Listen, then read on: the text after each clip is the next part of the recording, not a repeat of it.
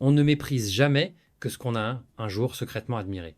La voix est grave, presque effacée par le temps. À 89 ans, le regard d'Alain Delon ne scintille plus, il découpe. Ce n'est plus celui d'un séducteur, mais d'un homme qui se souvient. Dans un salon feutré de sa demeure de Douchy, les murs gardent les ombres d'une époque où chaque silence valait un discours. Une lampe à abat-jour projette un halo doux sur ses joues creusées. Devant lui, une coupe de vin rouge presque intacte, un cendrier vide et un magnétophone qui enregistre encore. C'est pas une interview, c'est une confession. Il ne joue plus. Il n'a plus rien à prouver. Il a aimé, il a perdu, il a été trahi. Et il a vu trop de visages grimacer sous le masque de l'admiration. À travers les décennies, il a collectionné les succès autant que les cicatrices. Il a traversé le cinéma comme une lame froide, affûtée par l'ambition trempée dans l'arrogance polie par le silence. Mais il y a des noms qu'il n'a jamais pu prononcer sans crispation des silhouettes, qu'il a toujours contournés dans les couloirs de Cannes, des voix qu'il n'a jamais voulu entendre au générique. Il n'a jamais insulté, jamais répondu, jamais débattu. Il a observé, noté, puis tourné la page. Aujourd'hui, dans un souffle sans colère, Alain Delon accepte de les nommer 6 hommes qu'il n'a jamais pu supporter. Numéro 1, Jean-Paul Belmondo. Ils étaient les deux visages d'un même rêve français. L'un représentait le feu, l'autre la glace. L'un explosait dans la lumière, l'autre avançait dans l'ombre. Jean-Paul Belmondo et Alain Delon, deux monstres sacrés d'une époque où le cinéma était un duel d'icônes. Ensemble, ils auraient pu incarner l'harmonie. Mais dès le début, quelque chose sonnait faux. Ils se croisent souvent dans les soirées mondaines sur les plateaux de télévision, dans les couloirs des studios, toujours un sourire échangé, une poignée de mains tendues, mais jamais un véritable regard. Il y avait entre eux une tension de velours, un respect froid qui cachait mal une rivalité instinctive. Le tournant décisif s'appelle Borsalino 1970. Une idée folle d'un producteur visionnaire, réunir les deux plus grands noms du cinéma français dans un même film. Deux beaux gosses de stars, deux mythes, le public exulte et les affiches sont prêtes, mais dès les premières lectures, les problèmes commencent. Belmondo, habitué à l'improvisation et à la spontanéité, veut jouer librement. Delon lui contrôle tout, son image, ses répliques, même la lumière. Ils ne parlent pas le même langage de jeu. L'un est le souffle, l'autre le silence. Un conflit éclate à propos d'un détail symbolique, mais révélateur, l'ordre des noms sur l'affiche. Delon exige d'apparaître en premier à gauche. Belmondo s'y oppose fermement. Il menace même de quitter le projet. Un compromis est trouvé, les noms apparaîtront à la même hauteur, mais la fêlure est là. Invisible, mais irréparable. Pendant le tournage, le plateau est tendu comme une corde. Les techniciens sentent l'électricité dans l'air. Les scènes se succèdent belles puissantes, mais vides de complicité. Deux solitudes jouent côte à côte. Quand les caméras s'éteignent, ils s'évitent. Le film sort, et c'est un triomphe. Le duo devient légende, l'esthétique du film entre dans l'histoire. Mais derrière le rideau, le lien est rompu à jamais. Ils ne tourneront plus jamais ensemble. Interrogé des années plus tard sur cette collaboration, Delon lâchera une phrase glaciale « On ne boxe pas dans la même catégorie ». Ce n'était pas un affront, c'était une sentence. Depuis ce jour entre eux, ce ne fut plus que silence poli et regard fuyant. Pas de scandale, pas de cri, mais une absence plus éloquente que 1000 disputes. Pour Delon, Belmondo représentait ce qu'il rejetait, la chaleur populaire, la décontraction, l'ivresse de l'instant. Là où lui cherchait la perfection, l'autre embrassait le désordre. Et peu était cela qui dérangeait en Delon, cette facilité, ce sourire toujours prêt, ce talent qui semblait venir sans souffrance. Il n'a jamais douté, moi je ne faisais que ça. Dans le cinéma comme dans la vie, ils étaient destinés à briller seuls.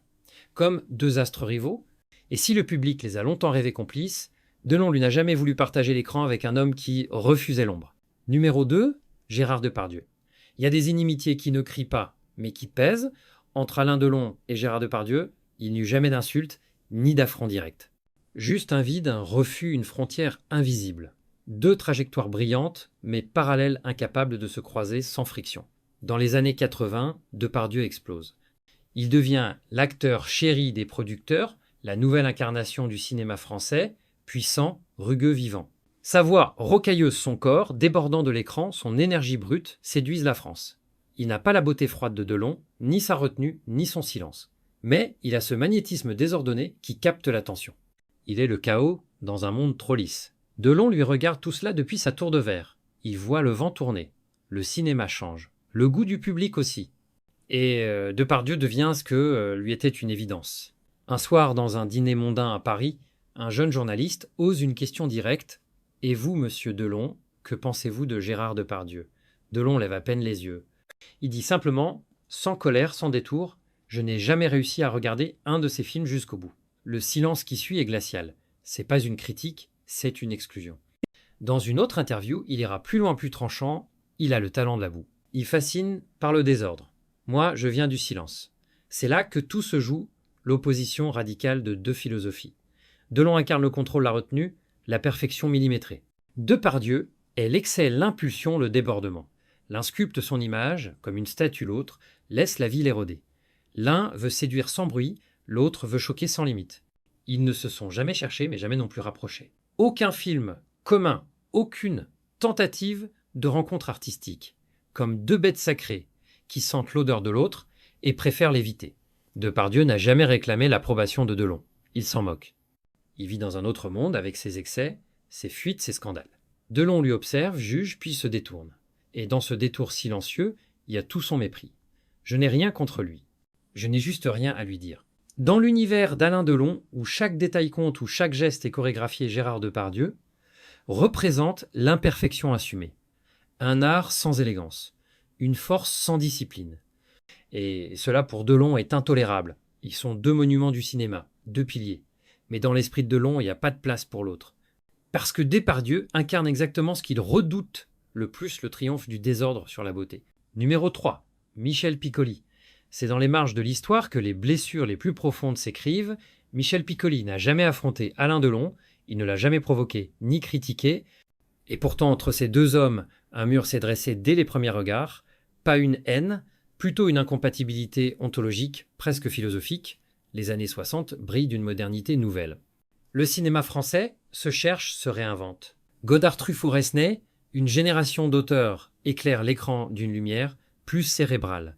Et dans ce bouillonnement intellectuel, Michel Piccoli devient une figure incontournable. Il n'est pas lisse, il n'est pas jeune premier, mais il pense, il vibre, il incarne. Un jour, Godard choisit Piccoli pour le mépris. Delon aurait pu avoir ce rôle, il le savait, il l'espérait. Mais c'est Piccoli qui l'emporte.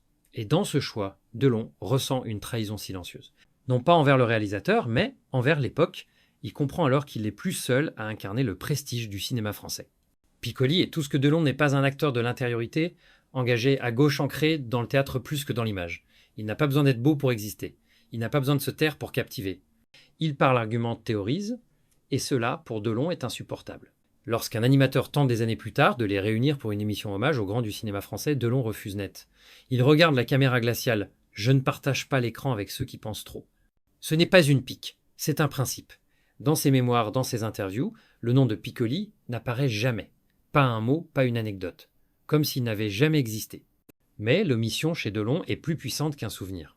Un jour, un journaliste insiste « Et Michel Piccoli, quel souvenir en gardez-vous » Delon répond sans lever la tête « Ce n'est pas du mépris.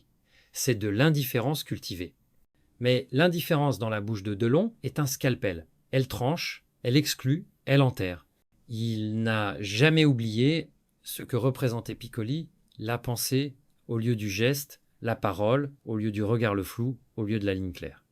Il voulait comprendre le monde. Moi, je voulais le regarder. Entre eux, il n'y aura jamais eu de dispute. Mais une fissure d'essence, un refus d'habiter le même cinéma. Et peu être-ce cela le plus cruel de n'avoir même pas essayé de se croiser. Numéro 4, Jean-Pierre Melville. Parfois, ce ne sont pas les ennemis qui laissent les cicatrices les plus profondes, mais les maîtres trahis.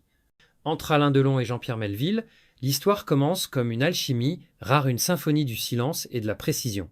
Ensemble, ils ont gravé quelques-unes des pages les plus élégantes du cinéma français. Mais derrière cette perfection formelle se cachait un duel d'ego qui, lentement, est devenu une rupture muette. Le samouraï. Delon vêtu d'un manteau clair, les yeux taillés dans le vide, devient une légende vivante. Mais c'est Melville, derrière la caméra, qui orchestre tout. Il est le dictateur de l'image, un homme rigide, silencieux, fasciné par la géométrie et le code moral. Delon l'admire. Il voit en lui un père artistique, austère mais visionnaire. Ils tourneront ensemble plusieurs chefs d'œuvre, Le Cercle Rouge, Un flic. À l'écran, la magie opère, tout est mesure lenteur-tension, mais dans les coulisses, la tension monte. Melville exige l'absolu. Il répète une scène des dizaines de fois. Il veut que Delon tienne un regard fixe pendant 30 secondes sans cligner. Delon obéit, puis explose.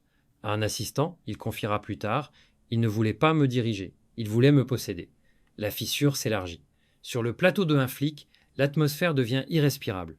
Chaque regard est un affront, chaque silence un reproche, et puis un jour tout s'arrête, le tournage se termine. Aucune accolade, pas un mot. Melville quitte le plateau Delon aussi. Quelques mois plus tard, Melville meurt brutalement d'une crise cardiaque. Il avait 55 ans. Delon ne se rend pas à l'enterrement. Quand un journaliste lui demande pourquoi, il répond simplement « Il est parti comme il a vécu sans bruit ».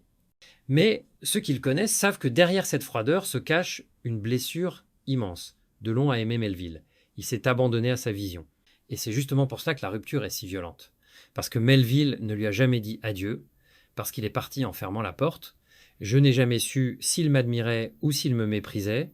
Peut être les deux. C'est peut être cela qui a hanté Delon toutes ces années, le doute non résolu, le silence final comme une gifle, le respect devenu distance. Jean-Pierre Melville n'était pas un rival, il était un mythe. Et comme tous les mythes, il s'est effondré sans explication. Il m'a formé, il m'a enfermé, puis il m'a oublié, et depuis ce jour, dans le cœur d'Alain Delon, le nom de Melville résonne comme un écho froid, une admiration trahie, un amour jamais pardonné. Numéro 5, Maurice Ronet. Certains noms ne blessent pas par leur présence, mais par leur absence. Et Maurice Ronet est sans doute le seul que Delon a réellement aimé avant de le rayer de sa vie. Car parfois, le mépris n'est qu'un masque cousu de douleur. Au début, ils sont inséparables. Deux hommes de l'ombre, deux regards sombres, deux beautés fiévreuses. Ils traînent dans les mêmes dîners feutrés, partagent des verres jusqu'à l'aube, échangent des silences complices plus éloquents que n'importe quel discours. Ronet n'est pas seulement un collègue, il est un frère. Un double. En 1960, leur collaboration atteint son sommet avec Plein Soleil. Delon incarne Tom Ripley, le tueur glacial. René Philippe Greenleaf, la victime solaire arrogante, insouciante. Et quelque chose bascule. Dans la lumière du film, c'est René qui brille. Son élégance, sa nonchalance, sa voix, le public murmure que le vrai prodige, ce n'est pas Delon. C'est lui. Delon ne dit rien, il ne conteste pas. Mais il s'éloigne, lentement, froidement. Les appels cessent, les projets communs s'évaporent, plus de dîners, plus de gestes, rien. Juste le vide, les années passent, René s'enfonce, l'alcool, la solitude, les rôles moins prestigieux, un lent naufrage. Delon regarde de loin, il ne tend pas la main, il ne commande pas, il se tait. Quand Maurice Ronet meurt en 1983 dans un hôpital à Paris-Delon, n'envoie qu'une couronne. Aucune lettre, aucun mot. Interrogé sur leur amitié, il répond d'une voix sèche « Il s'est éloigné tout seul ». Moi, je n'ai fait que regarder. Mais se regarder dans la bouche de Delon cache une culpabilité muette. Il n'a jamais su ou voulu sauver René. Et il s'en est voulu. Pas comme un homme qui a commis une faute, mais comme un frère qui a fui le chagrin. Il aurait pu être moi, j'ai préféré l'oublier avant qu'il ne tombe. Dans ces silences, dans ces refus de parler de René, il y a tout le non-dit d'une amitié broyée. Non pas par une trahison, mais par un miroir trop juste, trop brillant. Car René, malgré ses failles, portait en lui un éclat que Delon reconnaissait avec crainte. On n'efface pas un frère, on se protège de son absence. Et est-ce cela le vrai drame? Maurice Renet ne sera jamais vraiment haï. Il restera pour toujours l'ami effacé, celui qu'on a aimé trop fort pour le voir sombrer. Dans le crépuscule de sa vie, Alain Delon ne dresse pas un bilan. Il ne cherche pas à justifier, encore moins à accuser. Il feuillette, simplement, sans émotion apparente, les pages d'un livre qu'il n'a jamais voulu refermer, mais qui n'a plus la force de relire. Il n'a jamais crié sa colère. Il n'a jamais réglé ses comptes sur les plateaux, ni dans les journaux. Mais il n'a jamais oublié non plus. Chaque nom, chaque regard évité, chaque mot, retenu, est une trace indélébile dans sa mémoire d'homme et d'acteur. Non pas des ennemis, mais des absents volontaires. Des visages qu'il a refusé d'intégrer à sa légende. On ne choisit pas les voix qui nous touchent, mais on peut choisir celles qu'on ne veut plus entendre. Il n'a pas haï ces hommes, il les a effacés, un par un, avec soin. Comme on retire un éclat de verre de la peau. Pas par vengeance, mais par hygiène. Car dans son univers, l'élégance réside dans le retrait. Le silence est une sentence, l'absence une condamnation. Aujourd'hui, le vieux lion repose dans sa tanière entourée de peu de très peu. Dans les méandres de ses souvenirs, certains noms ne résonnent plus. Ils ont été dissous dans le silence enterré, sans fleurs, ni discours. Et peut être que c'est cela, sa plus grande fidélité à lui-même, refuser de cohabiter avec ce qu'il jugeait indigne. Refuser d'exister aux côtés de ceux qui n'avaient pas la même vision, refuser de faire semblant, peut être que le silence était déjà une réponse. Il ne les a pas haïs, il les a effacés